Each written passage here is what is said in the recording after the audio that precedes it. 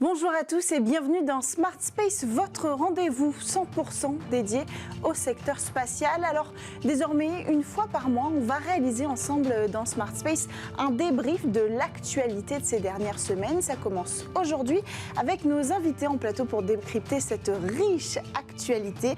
À ma droite, Maxime Puteaux, conseiller espace et industrie chez Euroconsult. Bonjour. Bonjour. Bienvenue sur le plateau de Smart Space. Et puis avec vous, Mathieu Luineau, consultant senior en stratégie chez PwC Space Practice. Bonjour. Bonjour. Bienvenue sur le plateau. Alors, pour ouvrir le bal de ces actualités qu'on va traiter aujourd'hui, il y a Jeff Bezos qui a annoncé cette semaine le lancement de son projet Orbital Reef, qui donc sera une station orbitale privée qui va tourner autour de la Terre. Et puis juste avant lui, 3 entreprises américaines ont annoncé la Starlab, qui sera aussi une station privée. Celle-ci, elle arrivera avant, pour 2027. Donc, est-ce que ça veut dire que désormais, les agences étatiques seront nécessairement obligées de passer par des entreprises privées pour pouvoir envoyer dans l'espace, ou du moins accueillir dans l'espace leurs astronautes? Maxime. Ce qui est sûr, c'est que du côté de la NASA, en tout cas, elle cherche justement à s'appuyer sur les entreprises privées, prenant conscience que l'ISS, la Station Spatiale Internationale, a une durée de vie limitée. Aujourd'hui, elle est opérée avec des partenaires étrangers, mais la NASA prend conscience qu'avec cette fin de durée de vie, il va falloir anticiper, tout au même moment où la NASA se concentre vers la Lune. Elle veut continuer à être présente en orbite basse et elle veut s'appuyer sur son industrie, qui d'ailleurs montre des capacités techniques à pouvoir fournir ce genre de services. Monsieur Luineau. C'est vrai que ça suit d'ailleurs une tendance qu'on observe depuis plusieurs années qui va vers une privatisation progressive. Ça a commencé par des partenariats publics-privés à bord de la Station Spatiale Internationale. Et puis aujourd'hui, comme vous l'avez mentionné, on va vers une privatisation de ce genre de station en orbite. Mais ça ne pose pas de problème stratégiquement pour les agences d'être obligées de passer par des acteurs privés aux intérêts privés et lucratif pour opérer ces astronautes dans l'espace. Ça veut dire que pour des missions scientifiques, on dépendra quand même de l'autorisation de ces entreprises privées pour les héberger. Je ne suis pas sûr que ce soit vraiment un problème. D'abord, il n'y a pas vraiment d'obligation en soi pour les agences spatiales nationales. On voit qu'elles ont quand même sur les grands programmes scientifiques leur propre station spatiale. Je pense au Lunar Gateway, par exemple, en orbite de Oui, mais elle sera en orbite lunaire et pas en orbite terrestre. Effectivement, mais l'avantage, je dirais, c'est que ça va permettre d'élargir le champ des possibles, et notamment pour ces agences gouvernementales qui vont pouvoir faire davantage à moindre frais dans un contexte budgétaire qui est de plus en plus restreint pour elles. Aujourd'hui, le modèle économique de ces stations-là, il est quand même beaucoup tourné vers les agences, un petit peu plus vers le secteur privé. Donc, évidemment, les fournisseurs, les propriétaires, les opérateurs de ces stations-là s'adapteront et écouteront les besoins des agences qui sont les grands argentiers de donc c'est plutôt une bonne nouvelle en fait, cette multiplication de projets de stations privées. C'est une optimisation en fait assez efficace d'une industrie qui a des moyens et qui a une volonté. Même en regardant les milliardaires, ils ont même un agenda qui est un petit peu différent de celui des agences, mais même Elon Musk est capable de s'adapter à l'agenda de la NASA. Et puis c'est aussi peut-être pour le contribuable américain une bonne nouvelle, puisque ça permet de faire peut-être plus en faisant l'orbite basse et la Lune, et peut-être surtout en orbite basse en faisant moins cher qu'aujourd'hui. Oui. Et c'est d'ailleurs, je pense aussi, une bonne nouvelle pour l'industrie en général, parce que quand on regarde un peu le modèle économique, par exemple, de Reef Orbital, on voit bien qu'ils ont la volonté de pousser les applications spatiales vers le plus d'industries possible. Ils parlent notamment d'agriculture, ils parlent de tourisme spatial, mais aussi de tournage de films, et la possibilité de produire, alors évidemment pas en très gros volume, mais de produire en orbite avec les retombées possiblement positives que ça a pour plusieurs industries. Alors on passe à l'actualité suivante. En ce moment même se tient, et pour la première fois aux Émirats Arabes Unis, un rendez-vous, une grande messe de la communauté spatiale internationale. C'est l'IAC, donc le Congrès international de l'astronautique. C'est la première fois qu'il a lieu à Dubaï. Tous les acteurs se sont rués là-bas, privés comme publics. Alors je dis tous, mais est-ce qu'on avait une délégation française à Dubaï, du gouvernement français? Il y a une délégation française, et c'est d'autant plus important que l'année prochaine, c'est la France qui accueillera l'IAC, porte de Versailles, en 2022. Alors qu'est-ce qui se joue là-bas?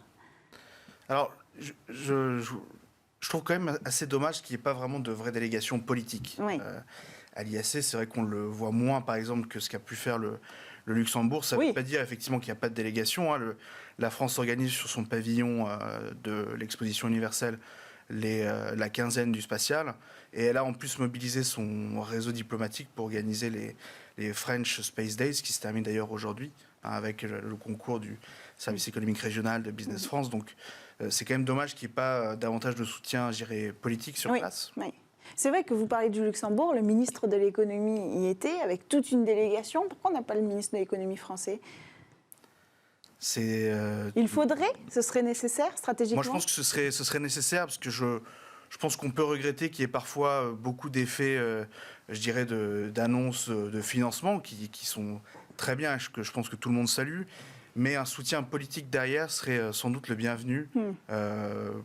Faire à l'image de ce que font d'autres grandes puissances, ce serait un signal assez fort et positif envoyé à nos industries. Il y a un agenda spatial politique extrêmement chargé avec la préparation de la prochaine ministérielle de l'ESA, la présidence tournante de l'Union européenne que la France va prendre. Évidemment aussi peut-être le contexte présidentiel qui est dans un contexte un petit peu plus lointain, même si c'est dans 6 mois, qui peut aussi expliquer cette absence. Oui, donc il y a besoin quand même d'avoir des ambassadeurs, mais on n'est pas prêt à les fournir. Il faut voir l'IAC comme un événement international où la plupart des acteurs institutionnels sont là en fonction du lieu de l'événement. Et je dirais que la dimension politique, elle est encore plus importante cette année à Dubaï, avec déjà le premier essai depuis 2 ans. Et puis aussi Dubaï, les Émirats en tant que puissance spatiale, qui ont mis énormément d'efforts, de budget, mais surtout de communication autour de leur activité spatiale, que ce soit l'envoi d'une sonde vers Mars, que ce soit l'envoi de 2 astronautes et bientôt d'une astronaute dans la Station spatiale internationale, et bientôt d'un rover sur la Lune. Il y a beaucoup d'efforts et beaucoup de communication politique. C'est un petit peu regrettable que la France ne soit pas au rendez-vous. Oui, c'est vrai que ce n'est pas anodin que ça se passe à Dubaï. Vous faites bien de le préciser, Maxime. Alors, on enchaîne avec notre prochaine actualité. C'est l'Agence spatiale européenne qui a annoncé la création de la direction de la commercialisation, de l'industrialisation et de l'approvisionnement.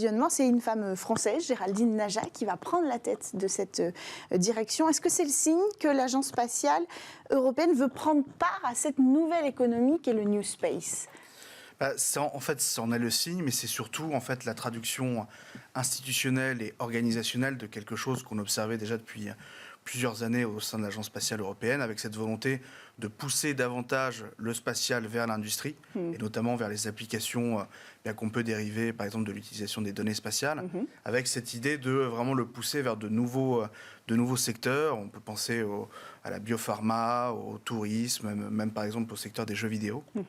Donc ça, c'est en fait la traduction organisationnelle de ce mouvement qui est en marche en réalité depuis quelques années déjà.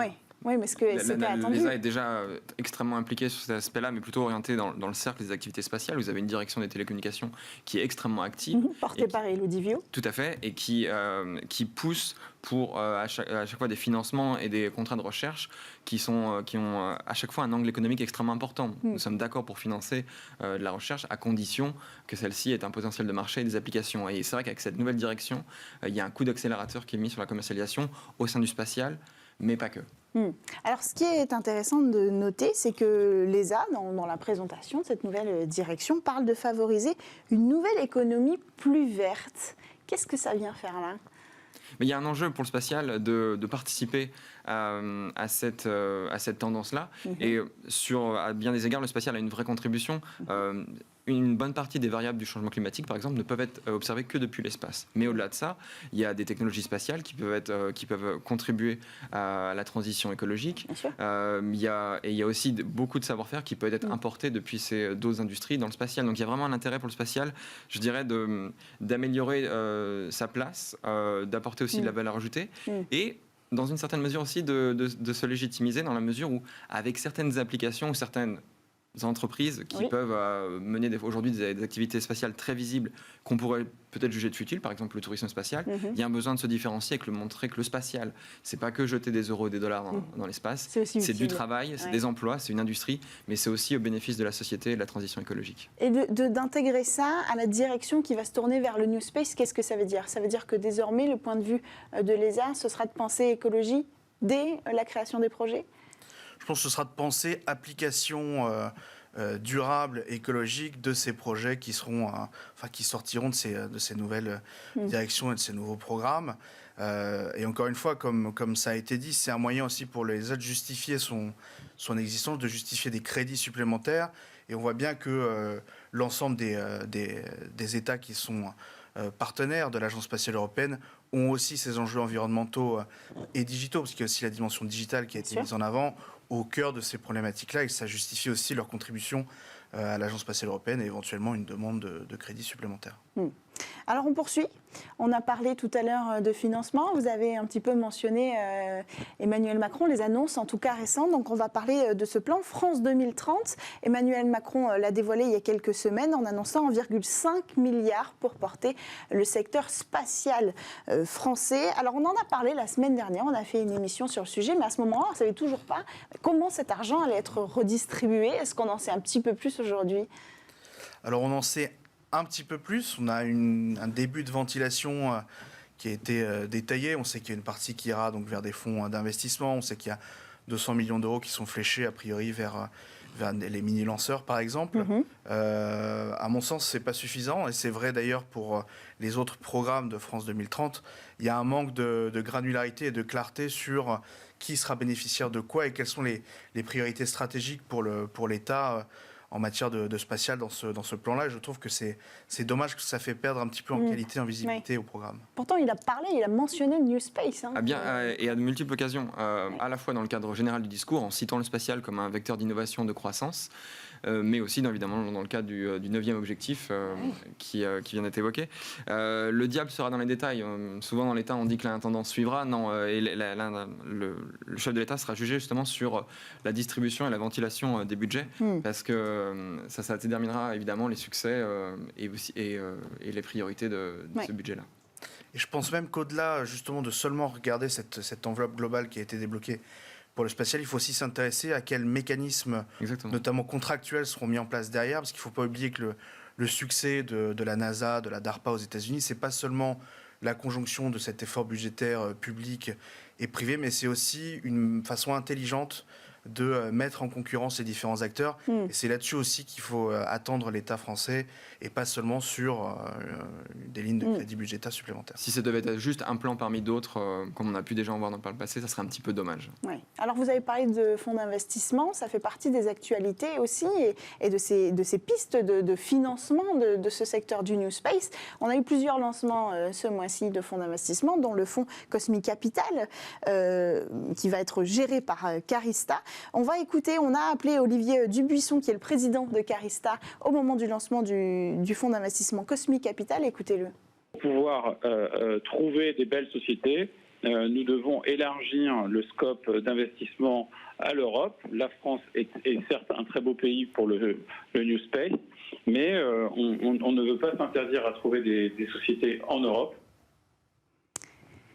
Alors, le scope doit être en Europe et pas seulement en France, en sachant que la BPI, par exemple, a financé une part importante de ces 30 millions d'euros. Est-ce que ça vous semble une stratégie cohérente ? Ça serait trop bête à mes yeux de se limiter au cadre européen, au cadre national. Et aujourd'hui, le spatial, il se fait évidemment à l'échelle européenne. Évidemment, l'argent du contribuable doit être utilisé à bon escient et il faudra, face à deux opportunités, justifier un investissement dans un sens ou dans un autre, en fonction de l'opportunité, de la maturité de la société, puis peut-être aussi sa nationalité. Oui. Vous pensez aussi que c'est une bonne stratégie ? Moi, je pense qu'il ne faut pas non plus oublier qu'investir dans des sociétés, dans des programmes hors de France, mais en Europe, ça peut quand même avoir des retombées sur l'économie française et sur les Français, donc c'est pas, pour moi, pas problématique. Bon, alors on poursuit avec les consortiums et c'est un sujet qui vous concerne directement. La naissance de plusieurs consortiums a été annoncée ce mois-ci, enfin en tout cas une en particulier, pour répondre à l'appel d'offres de Thierry Breton pour la construction d'une constellation de satellites de communication européenne. Ce consortium, c'est New Symphony, un consortium mené par la start-up Unseen Labs et Euroconsult que vous représentez aujourd'hui. Alors le jour de l'annonce, on a appelé Jonathan Gallic, cofondateur d'Unseen Labs. Écoutez. Ce consortium touche à tous les segments d'une constellation de télécommunications spatiales. Donc on parle évidemment de lanceurs, de satellites, mais aussi de terminaux utilisateurs au sol, de charges utiles de télécommunications, de systèmes embarqués, de cœurs de réseau 5G et tous les flux sécurisés qui vont avec pour proposer un beau projet à la Commission. On ne parle pas forcément de start-up, on parle de PME surtout, de PME qui ont déjà fait la preuve de leur de leur agilité, de leur caractère opérationnel et de la qualité des produits proposés. Alors, quand Thierry Breton a annoncé le développement de cette constellation européenne, il avait nommé à ce moment-là un consortium déjà qui réunissait des acteurs historiques, dont Thales et Ariane et Airbus. Est-ce que la venue de New Symphony donne le top départ d'une officielle compétition entre, d'un côté, les acteurs historiques et de l'autre, ce nouvel écosystème, non pas seulement de start-up, comme le disait Jonathan Gallic, mais aussi de PME? New Symphony, ça répond à une demande de Thierry Breton qui est à la fois de pousser les enjeux de souveraineté, c'est-à-dire que l'Europe spatiale rattrape les autres pays en termes de connectivité, de souveraineté de son infrastructure de télécommunications pour ne pas dépendre uniquement d'eux, mais c'est aussi de challenger l'industrie existante dans la manière dont on répondait jusqu'à présent aux appels d'offres et aux contrats. Et avec New Symphony et le contexte de cet appel d'offres-là, c'est d'essayer de pousser une proposition de valeur différente d'acteurs plus petits, émergents, en cours de développement, pour aller peut-être plus vite, moins cher, mais pas forcément contre les acteurs traditionnels. L'appel d'offres dans lequel on répond, c'est la première phase de l'histoire, le premier chapitre. Il est probable que par la suite, ce genre de projet, vu leur dimension, nécessitera une alliance des acteurs établis et du New Space, mais à travers notre proposition, on espère pouvoir pousser l'innovation et l'efficacité le plus possible. Ce qui est intéressant aujourd'hui, c'est de voir que la complexité, le périmètre de ces projets-là exige aussi de réunir autour de la table différents acteurs comme c'est fait dans ces consortiums, et notamment des acteurs qui viennent de plusieurs pays, évidemment, de l'Union européenne. Et c'est intéressant de voir un peu cet effort collectif pour répondre à ce genre de projet très complexe. Donc, ce n'est pas un désaveu des acteurs historiques? Non, je pense que c'est une proposition je dirais complémentaire et qui est là aussi pour faire émerger de nouveaux acteurs. C'est une stratégie qui s'est avérée payante dans plusieurs pays et donc il n'y a pas de raison qu'on ne la suive pas en Europe. Alors, autre actualité, puisqu'on parle des acteurs historiques, on va parler d'Ariane Group. C'est une des plus anciennes actualités qu'on va traiter aujourd'hui. Le groupe a annoncé il y a quelques semaines la suppression de 600 postes sur des sites français et allemands. On ne connaît pas encore la répartition précise. Le jour de l'annonce, on a appelé encore une fois Philippe Guéry, responsable du syndicat CFE-CGC chez Ariane Group. Écoutez-le. Depuis 70 ans, Vernon est le creuset de la propulsion liquide, de la propulsion fusée liquide. Et pour des raisons purement politiques, dans lesquelles les Allemands veulent avoir leur propre autonomie à l'espace via leur petit lanceur Isar Aerospace, ils ont besoin de récupérer de la technologie qu'ils n'ont plus, qu'ils n'ont pas. Et en devenant le premier contributeur financier du programme Ariane, ils ont réussi à récupérer cette technologie. Le risque, c'est qu'il y ait un effet domino et que petit à petit, d'autres activités partent de Vernon en Allemagne. Et c'est ce que la CFE-CGC appelle le début de la fin du site de Vernon. Et ça, on ne le veut pas. Alors Philippe Guéry fait allusion aussi de Vernon où doit être produit et assemblé le moteur pour la fusée Ariane, et donc l'assemblage devrait être déplacé en Allemagne. Est-ce que c'est le résultat d'une mauvaise stratégie de financement, une stratégie française d'investissement, cette délocalisation, une partie de cette délocalisation du site de Vernon? C'est déjà la conséquence mathématique d'un investissement plus important des Allemands à la dernière ministérielle de l'ESA. Oui. Et au sein de l'Agence spatiale européenne, vous avez un mécanisme qui s'appelle le retour géographique. Et en donnant à peu près 1 euro à l'Agence spatiale européenne, vous en récupérez 80% dans votre industrie. Donc les Allemands ont mis plus, ils récupèrent plus, une activité qui est autrefois faite en France. Donc ça, c'est déjà un premier élément. Puis au-delà de ça, il y a le sujet donc, de la fameuse réorganisation des plans de départ anticipé de postes chez Ariane Group, qui lui s'inscrit, je pense, plutôt dans une histoire industrielle qui est propre à Ariane Group, qui est à l'origine la réunion de deux entités. Et donc il y avait sans doute des doublonnages aussi dans les postes. On le voit d'ailleurs dans le communiqué de presse d'Ariane Group. C'est quand même une des suppressions de postes qui sont, des plans de départ qui sont transversaux sur plusieurs directions, sur des postes de gestion. C'était une réorganisation nécessaire. Je pense que la réorganisation était nécessaire de longue date. Ce sera le mot de la fin. On arrive à la fin de cette émission. On aura encore eu le temps de traiter beaucoup d'actualités. Un mot quand même sur Thomas Pesquet qui ce mois-ci a pris le commandement de l'ISS. C'est la première fois qu'un astronaute qui est français prend le commandement de l'ISS, et ça vaut le coup quand même de rappeler qu'à l'heure actuelle, autour de la planète, c'est un astronaute français qui dirige la Station spatiale internationale. Merci à tous de nous avoir suivis dans cette séquence Smart Space. Vous retrouvez votre émission Smart Tech dès lundi sur Bismart.